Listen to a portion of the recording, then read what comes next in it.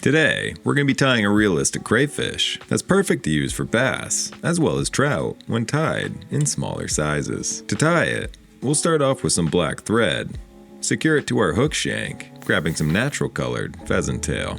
We'll strip about 8 to 10 fibers free, securing them to the back of our fly, just behind the hook point. Snip your excess free, and cover up your tag ends.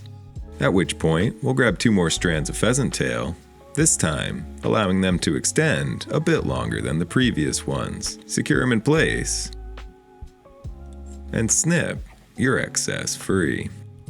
Once again covering up your tag ends and grabbing some eyes. You can find these ones linked in the comments below. Here, I paint them up with a bit of orange as well as black to give them a little better look before covering them with some UV resin. We'll secure the eyes to the back of the fly just in front of our pheasant tail, using our thread to secure it tightly in place and continuing to wrap back on top of it, securing it tightly in place to ensure it can't be pulled free. Wrapping back on it slightly, we'll draw the eyes inward.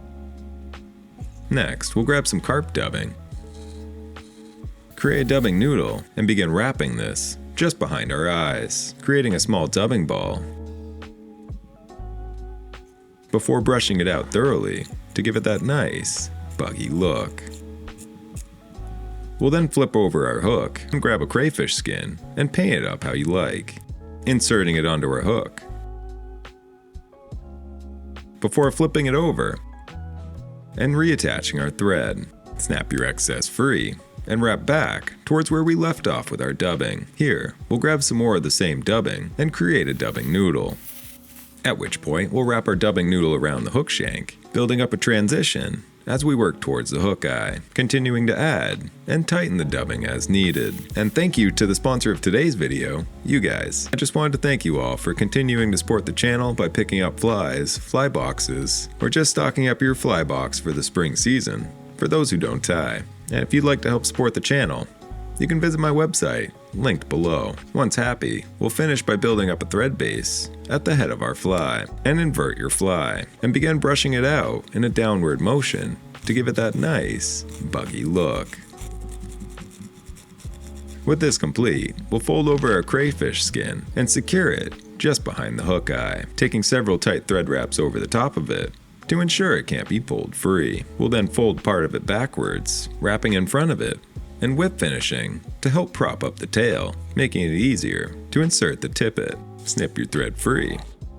We'll then add some UV resin over the back of our fly, adding some shine to our pattern, much as the shell would on a real crayfish. But in addition to this, it'll also help increase its durability and the contrast and saturation of the coloring underneath. We'll build up a layer until we're happy, fixing it in place with the UV light.